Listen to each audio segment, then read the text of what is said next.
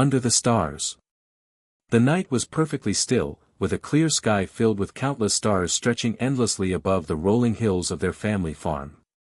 Elias and Kora often spent their evenings outside, talking about everything and nothing while lying on an old blanket, staring up at the infinite cosmos. Elias, 2 years older and always the protective brother, pointed out constellations to Kora, his younger sister who had an unquenchable curiosity about the universe. "You think there's life out there?" Kora asked, her blonde hair catching the moonlight, making her appear as though she belonged among the stars themselves. Elias chuckled. "If there is, I'm sure they'd be more interested in the city folk than a couple of farm kids like us." But the universe had other plans. Suddenly, the air around them seemed to vibrate, a low hum filling the night. Elias sat up, his body tensing as he scanned the sky. "Do you hear that?" Kora followed suit, her eyes wide. Before either of them could react, a beam of blinding light shot down from the sky, illuminating the entire field around them.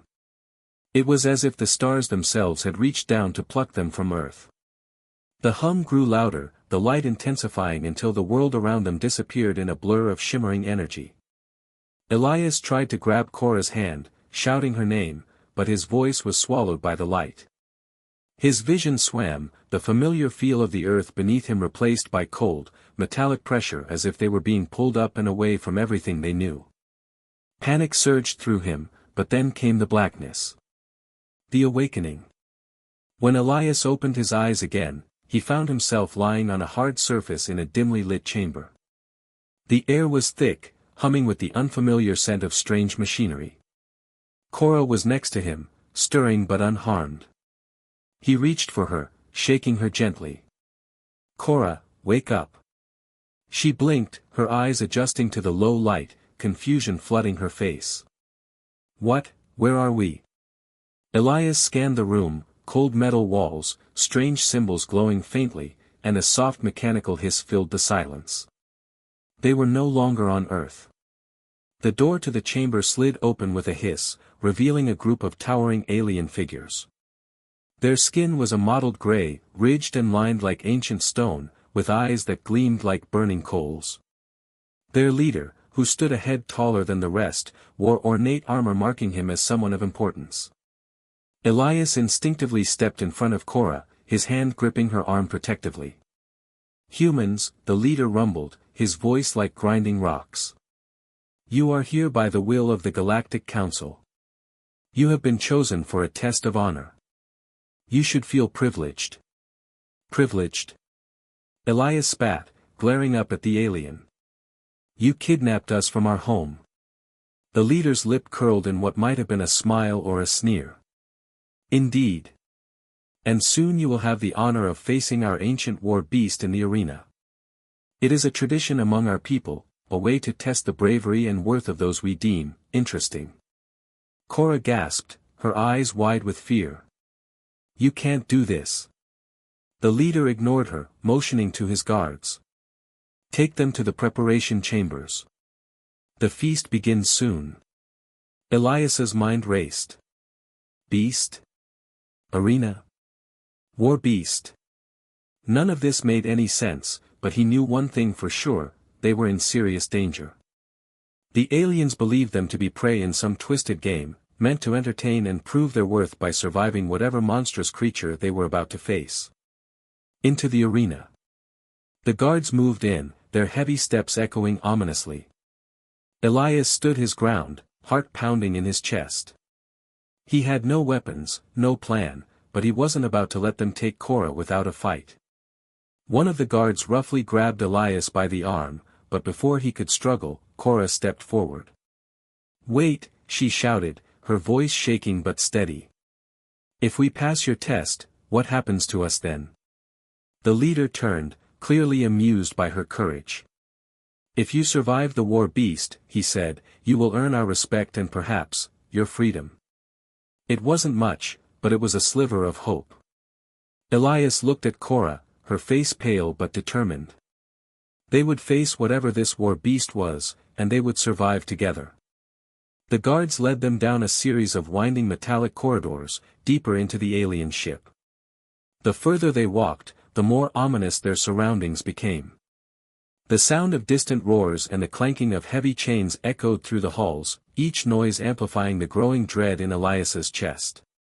Finally, they reached a large holding chamber where they were left to wait. The air was cold, and the silence between them hung heavy with unspoken fear.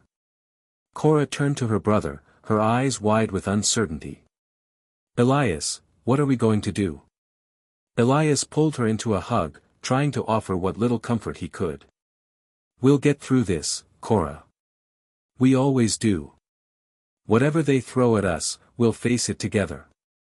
But as the door to the arena opened with a deafening clang, revealing the shadow of something enormous lurking just beyond the gates, Elias couldn't shake the feeling that their greatest test was only just beginning.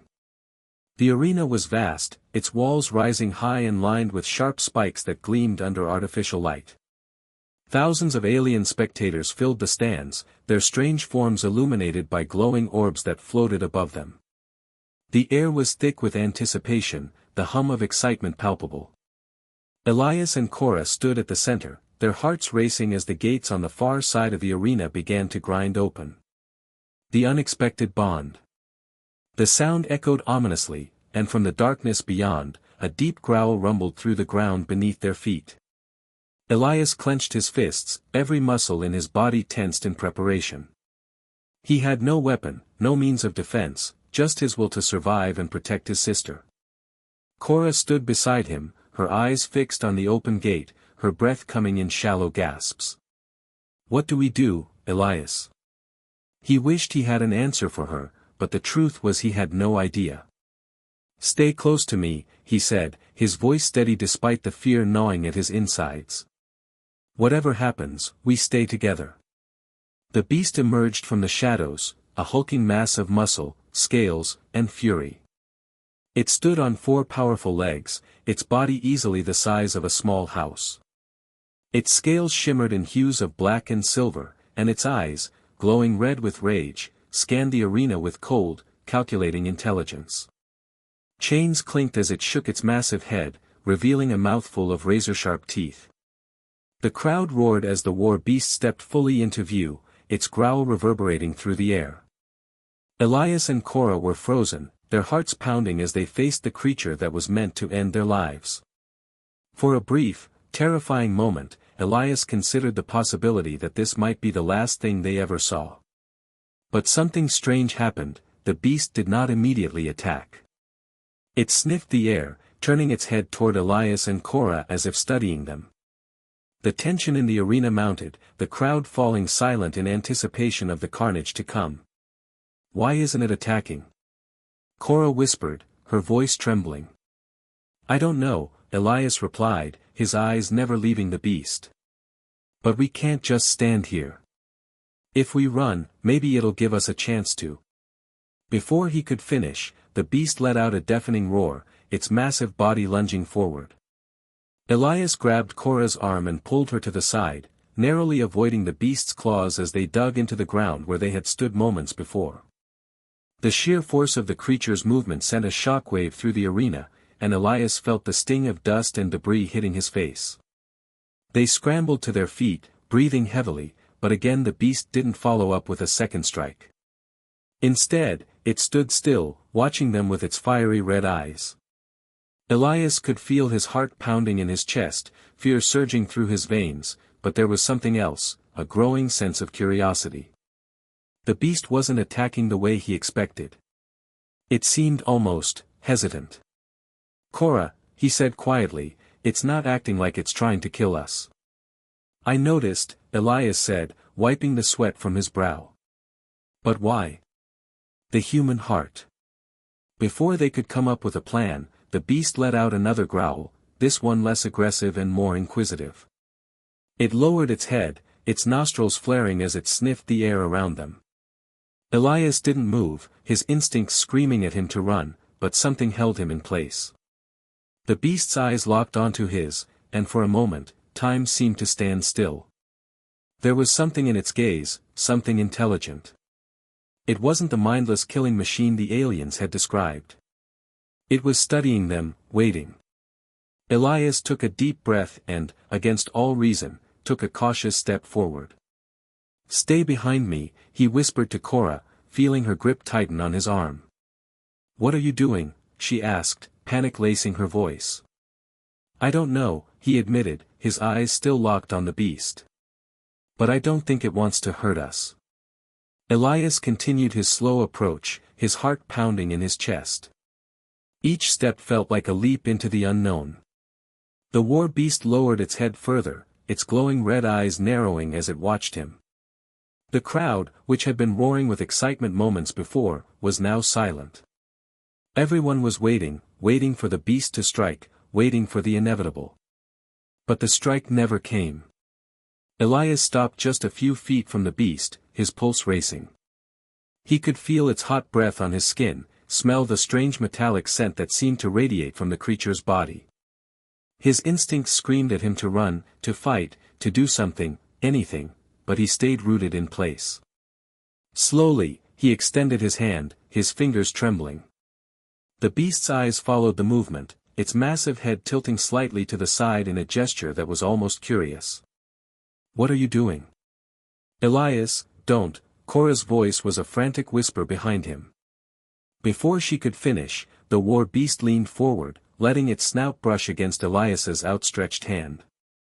The contact was so gentle, so unexpected, that Elias almost didn't believe it.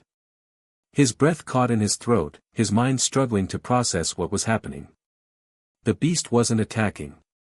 It wasn't trying to kill them. It was bonding with him. The crowd erupted into chaos, the aliens shouting and gesturing wildly from the stands. This was not what they had expected. The war beast, their ancient, fearsome creature, was showing signs of submission to the very beings it was supposed to destroy. Kora, still frozen with fear, watched in disbelief as her brother stood before the massive creature, his hand resting on its snout. "Elias," she whispered, her voice filled with awe. Elias turned to her, his face a mix of shock and wonder. "It's not trying to hurt us, Kora. I think it's trying to protect us." As if to confirm his words, the war beast rumbled softly, a sound that was more like a purr than a growl.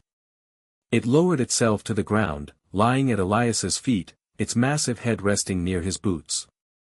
The alien crowd fell into stunned silence, unable to comprehend what they were witnessing. In the stands, the leader and his fellow council members exchanged confused and angry glances. "This is impossible," the leader snarled. "The war beast has never shown mercy to anyone."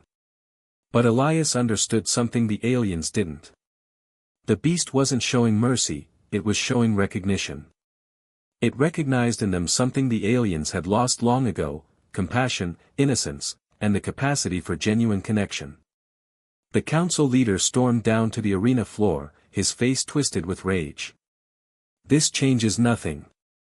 The test is not complete until blood is spilled." But as he approached, the war beast rose to its feet, positioning itself between the alien and the two humans. Its growl was low and threatening, a clear warning. "You wanted to test our worth," Elias said, his voice carrying across the silent arena. "Well, here's your answer. We didn't survive by being stronger or more vicious. We survived by showing kindness to a creature that had been shown none." The leader's eyes burned with fury, but he couldn't deny what he had witnessed. The ancient war beast, their most prized killing machine, had chosen to protect the humans rather than destroy them. "You have earned your freedom," he said through gritted teeth. "But know this, you are no longer welcome in our galaxy. Take your beast and go." Elias looked at Kora, then at the massive creature that had inexplicably chosen to be their guardian. "Come on," he said, placing his hand on the beast's neck. "Let's go home." As they walked toward the exit, the war beast following obediently beside them, Elias realized that sometimes the greatest victories come not from fighting, but from understanding. They had faced the ultimate test not with violence, but with the one thing that truly made them human, their capacity for love and connection. The alien ship's bay doors opened, revealing the star-filled cosmos beyond. As they prepared to leave, Kora looked up at her brother with new admiration. How did you know? She asked. Elias smiled, his hand still resting on their new companion's neck.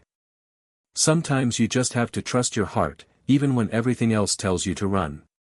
And with that, they stepped into their ship, provided reluctantly by the defeated council, and set course for Earth, their unlikely guardian by their side, proving that the human spirit could triumph even in the farthest reaches of space. The end.